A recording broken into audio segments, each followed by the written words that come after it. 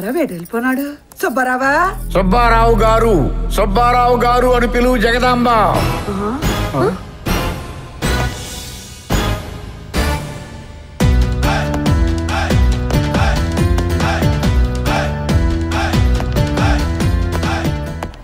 ఎలగెలగా ఆ సూపేటి, ఆ మాట ఏంటి, ఈ వాలకం ఏంటి? మందేసుకని పిచ్చెక్కేసినదేంటి సుబ్బారావా? పిచ్చెక్కబోయేది నీకు జగదాంబ. ఆ ఏకవచనం ఏంట్రా? ఉద్యోగం పీకేగలను, జాగ్రత్త. ఎలగెలగెలగా ఇది పెద్ద కలెక్టర్ ఉద్యోగం. మరి నీ ఉద్యోగం ఎంత, నువ్వెంత? అరిటాకుల కట్ట నిలబెట్టి నిలువు నా కొంట. తక్కువలో కోటీశ్వరుని అల్లుడిని చేసుకున్న నీకే ఎంతుంటే కోట్లకు కోట్లు ఇన్కమ్ ట్యాక్స్ కట్టే అల్లుడు నాకెంత ఉండాలి? చూస్తావా నా బంగారు కొండను? అల్లుడు ఎంట్రీ ఇచ్చుకో. ఏదో పెంట పెట్టాడు మీ నాన్న. ఇతనే నా అల్లుడు. నీ అల్లుడు ఏటీఎం లా అంటాడు, ఎప్పుడైనా డబ్బులు ఖాళీ అయిపోవచ్చు. నా అల్లుడు రిజర్వ్ బ్యాంక్ లా అంటాడు, ఖాళీ అయ్యే సమస్య లేదు.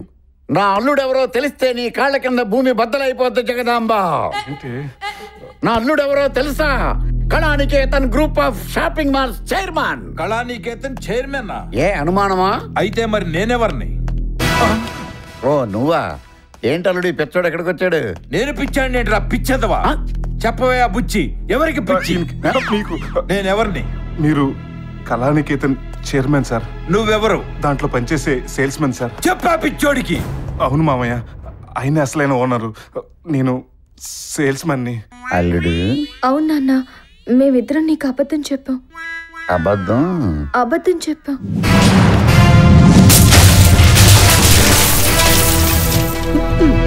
సార్ అది మనిషి నాకు బుద్ధి, జ్ఞానం, సిగ్గు, శరం, మానవ అభిమానం, రోషం, పౌరుషం ఉండాలయ్యా. అర్థమైంది సార్. నా ఉద్యోగం పీకేశారు అంతేగా? ఇచ్చినట్టు ఇస్తాడు, లాగేసుకుంటాడు. భూమి బద్దలైందా సుబ్బారావా? అమ్మా తప్పైపోయింది, క్షమించండి అమ్మా. జరిగిందంతా ఉత్తిదే అనుకోండి. రేపటి నుంచి ఉద్యోగానికి కరెక్ట్ గా వచ్చేస్తాను. నీ ఉద్యోగం పీకేసి అరగంట అయింది సుబ్బారావా. ఎలగెలగా అలాగలగా. నాన్న సారీ నాన్న, నిన్ను మోసం చేయాలని కాదు. పెళ్ళయ్యాక నువ్వు సర్దుకుపోతావు అనుకున్నావు, ఇలా అవుతుంది అనుకోలేదు. అదిగో లారీ, నేను చచ్చిపోతాను. నాన్న please. Come on. Hit me. Kill me. Bike లో సౌండ్ రాలేదేంటి? నాన్న వద్దు నాన్న ప్లీజ్. నా చావు నన్ను చావనివ్వండి. ఆ జగదాంబ ముందు నా పరువు పంచర్ అయిపోయింది. పంచర్ అయితే ప్యాచీలు వేసుకోవాలి కానీ ఇలా పోతానని పేచి పెడితే ఎలా? మాట్లాడుకు.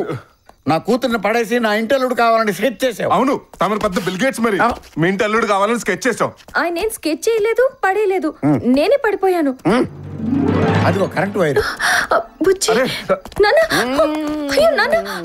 నేను చచ్చిపోతున్నాను, నేను చచ్చిపోయా. అది కేబుల్ వైర్, దాన్ని పట్టుకుంటే చచ్చిన చావరు. నాన్న నేను మీ రక్తం పంచుకు పుట్టిన దాన్ని. నాకు మీకున్న పౌరుషమే ఉంది. మీకు డబ్బున్నవాడే అల్లుడు కావాలి, అంతేగా? కాంపిటీషన్ వదిలేస్తుంది. ఏ షాపింగ్ మాల్ కి బుచ్చి ఓనర్ కాదని నువ్వు చనిపోవాలనుకుంటున్నావో, అంతకంటే పెద్ద షాపింగ్ మాల్ కి ఓనర్ అయ్యొచ్చి సగర్వంగా నన్ను పెళ్లి చేసుకుంటాడు నా బుచ్చి. ఇది నా ఛాలెంజ్. కొంచెం టైం ఇవ్వు. 50-60 సంవత్సరాలు సరిపోతుందమ్మా. అక్కర్లేదు, 6 నెలల్లోనే అంబానీలో కోటీశ్వరుడు అయ్యొచ్చి నీ చేత కాళ్ళు కడిగించుకుంటాడు నా బుచ్చి. నేనా? అవును, మన ప్రేమ నిన్ను గెలిపిస్తుంది బుజ్జి, గెలిపిస్తుంది. నువ్వు ఆంజనేయ టైపు. నీ శక్తి నీకు తెలియదు బుజ్జి, తెలియదు. నా కోసం నువ్వు కోటేశ్వరుడు అవుతున్నావు బుజ్జి, అవుతున్నావు అంతే. అవును, నేను కోటేశ్వరుడిని అవుతున్నాను అంతే, అంతే. అలా జరగకపోతే మీ అమ్మాయి మీరు చూపించిన వాడితోనే తలంచి తాళి కట్టించుకుంటుంది సుబ్బారావు గారు. 6 నెలల తర్వాత షాపింగ్ మాల్ ఓనర్ అయి వస్తాను, మిమ్మల్ని మామయ్య అని పిలుస్తాను. ఇదే మా ఛాలెంజ్. ఏంటి 6 నెలల్లో షాపింగ్ మాల్ వారన్ అవుతాను ఛాలెంజ్ చేసేవా? అంటే ఆ టైంలో ఆ ఎమోషన్ అలాంటిది. ఎమోషన్ లో ఛాలెంజ్ చేయడానికి నువ్వు ఛాలెంజ్ సినిమాలో చిరంజీవా, కొండపిల్లరా సినిమాలో వెంకటేశ్వా, కెవ్వు కేకలో నరేష్. నరేష్ అయితే ఛాలెంజ్ చేయకూడదా? ఒకే బ్యాక్గ్రౌండ్ సాంగ్ లో కోట్లు సంపాదించకూడదా? కూడదా అంటే కూడొచ్చు అనుకో, కానీ ఎలా? అందుకే మొదలు పెట్టా. ఏంటి దొంగతనాలా? పాట. ఓ బ్యాక్గ్రౌండ్ సార్.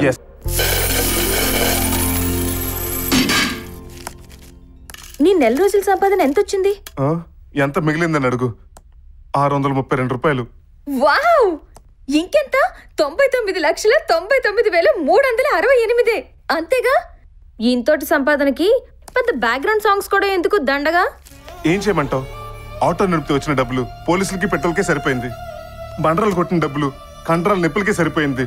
బస్తాలు మూసిన డబ్బులు చికెన్ లెగ్ పీసులకి అయిపోయినాయి. ఈ రేంజ్ లో సంపాదిస్తే షాపింగ్ మాల్ కాదు కదా, దాని ముందు కట్ పీస్ సెంటర్ కూడా పెట్టలేవు. సర్లే బాబు, నా డెసిషన్ ఏదో నేను తీసుకున్నాను. ఏంటది? చెప్తారు మరి. 6 నెలల తర్వాత కూడా నువ్వు అనుకున్న డబ్బు సంపాదించలేకపోతే, మా నాన్న తెచ్చే సంబంధం నేను చేసుకోలేక, నిన్ను వదిలి బతకలేక చచ్చిపోవాలనుకున్నానని చెప్పేస్తారు పాపం. ఏంటి చచ్చిపోదామన్నా? ఇలాంటి వంకర నిర్ణయాలన్నా తిన్నగా అర్థమయ్యేలా చెప్పవే. ఇంకా నయం, అప్పుడు దొరుకుద్దో లేదో అని ఇప్పుడే సైనడ్ కూడా కొని పెట్టుకున్నానని క్లూ ఇస్తాననుకున్నావేమో. అంత లేదమ్మా. అది మామయ్య ఫ్లాష్ బ్యాక్. ఏ యాంగిల్లో ట్రై చేసినా 6 నెలలు అంబానీ అవటం అసాధ్యం తేలిపోయింది. ఆ పిచ్చిదేమో సైనైడ్ బాటిల్ హ్యాండ్ బ్యాగ్ లో పెట్టుకుని ఆల్కదా తీవ్ర వదలా తిరుగుతుంది. తెంగరది అన్నంత పని చేస్తుంది. అమ్మో, తన చావు నేను చూసి చావలేను. అందుకే తనకంటే ముందు నేను చేద్దాం అనుకున్నాను. దానికి స్టార్ హోటల్కి వెళ్ళాల్సిన అవసరం ఏమొచ్చింది? పుట్టినప్పుడు అలాగో పూర్ మ్యాన్ గా పుట్టాను. కనీసం పోయినప్పుడన్నా రిచ్ మ్యాన్ గా పోదాం అనుకున్నాను. అంత ఖర్చు పెట్టడానికి నీకు డబ్బు ఎక్కడరా? అందుకు నీకే థ్యాంక్స్ చెప్పాలి. నాకెందుకు? పెట్రోల్ కొట్టిస్తానని తీసుకెళ్ళి నీ కొత్త నానో కార్ని పాత సామాన్లుడికి అమ్మేశాను. అయ్యో అయ్యో నానో, అయ్యో ఎంత పని చేశారా భగవంతుడా. మేనల్లుడు పొలదని సంతోషించకుండా కారు పోయింది నేడుస్తున్నావా? మానవ సంబంధాలన్నీ ఆర్థిక సంబంధాలేనని మరోసారి నిరూపించావు కదా మామయ్య. సర్లే, నీకు అలాంటి భారీ డైలాగులు నప్పగానే నేను ఏడ్చింది అందుకు కాదు. మరెందుకో? ఆ రోజు అప్పుడు అలా జరగకపోయింటే ఈ రోజు ఇప్పుడు ఎలా నీకు ఈ పరిస్థితి వచ్చిండేది కాదు కదరా. అసలు ఏ రోజు ఎప్పుడు ఎలా జరగకపోయి ఉంటే కాస్త అర్థమైనా చెప్పు మామయ్య. ఇప్పటి వరకు నాకు తెలియని నీ ఫ్లాష్ బ్యాక్ నువ్వు చెప్పావు. ఇప్పుడు నీకు తెలియని నీ ఫ్లాష్ బ్యాక్ నేను చెప్తాను విను. నాకు తెలియదు నా ఫ్లాష్ బ్యాక్? అవును, చైల్డ్ ఎపిసోడ్. వచ్చావు. నాకే తెలియదు నా ఫ్లాష్ బ్యాక్ అంట. నువ్వు కూడా విను, ఓపెన్ అయిపోతుంది. కాదు హీరోయిన్. ఓ అతిలోక సుందరా, నువ్వు కూడా వినమ్మా. నువ్వు అనుకుంటున్నట్టు నువ్వు పేదవాడిగా పుట్టలేదురా. మీ ఊళ్ళో మీ నాన్న రామూర్తే పెదరాయుడు.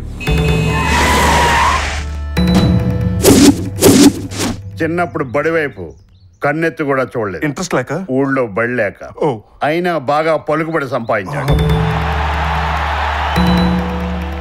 ఊళ్ళో ఎవరికి ఆపద వచ్చినా ఆదుకోవడానికి బంపర్ ఆఫర్ వచ్చినంత ఆనందపడిపోయేవాడు మీ నాన్న. ఊరు అప్పుడప్పుడు ముంపుకు గురవుతుండేది.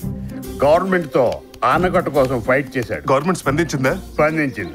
ఆనకట్ట కట్టారా? మీ నాన్నని బొక్కలో పెట్టి ఎరగొట్టారు. అప్పుడే పెదరాయుడు నిర్ణయం తీసుకున్నాడు. ఆనకట్ట మనమే కట్టుకుందాం అని ఊరందరి దగ్గర చందాలు వసూలు చేశాడు. అప్పుడే మీ నాన్న చిన్ననాటి స్నేహితులు తొట్టింపుడు తాతారావు, గొట్టం గోపాలకృష్ణ ఊళ్ళోకి వచ్చారు. వాళ్ళు చదువుకున్న వాళ్ళు కావడంతో డబ్బంతా వాళ్ళ చేతుల్లో పెట్టి పన్నులకు పర్మిషన్ల కోసం ఢిల్లీ రైలు ఎక్కించాడు మీ నాన్న. ఆ డబ్బు పెట్టుకుని వాళ్ళు అటు నుంచి అట్టే జంప్ అయిపోయారు. జనం మా నాన్న పట్టుకున్నారు. అంతేగా? నీకెలా తెలుసు? ఇందులో పెద్ద ట్విస్ట్ ఉంది. మరి తమిళ డబ్బింగ్ సినిమాలో రొటీన్ ఫ్లాష్ బ్యాక్ ఇదే కదా. ఆ తర్వాత ఏమైంది? ఊరి జనం వేసే నిందలు తట్టుకోలేక ఉన్నదంతా ఊరికి పంచి పెదరాయుడు పేదరాయుడుగా భార్యాబిడ్డలతో ఊరు వదిలి వచ్చేసాడు. ఇంత దరిద్రమైన ఫ్లాష్ బ్యాక్ ఇన్నాళ్ళు నాకెందుకు చెప్పలేదు? దరిద్రంగా ఉంటదని నిజం తెలుసుకుని వాళ్ళ మీద పగ తీర్చుకుని అంతకుడు అవుతావని. అవును, మరి మన పెద్ద ప్రభాస్ జూనియర్ ఎన్టీఆర్ రాజమౌళి ఆయుధాలు తీసుకుని బయలుదేరతాం నరికేయటానికి. అవును, ఇంతకీ ఆ 420 గల్ ఇప్పుడు ఎక్కడున్నారు? ఆ ఇద్దరిలో గొట్టం గోపాలకృష్ణ ఆచూకీ తెలిసింది. ఈ మధ్య ఫేస్బుక్ లో తగిలాడు.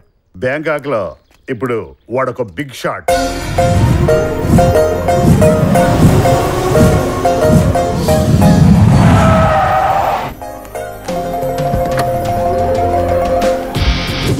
Good morning.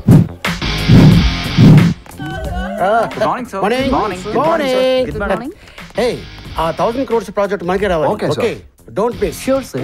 This is of 100 crores check, sir. Please sign it up. 100 crores, okay. Sir, staff bonus 20 crores. Oh, bonus.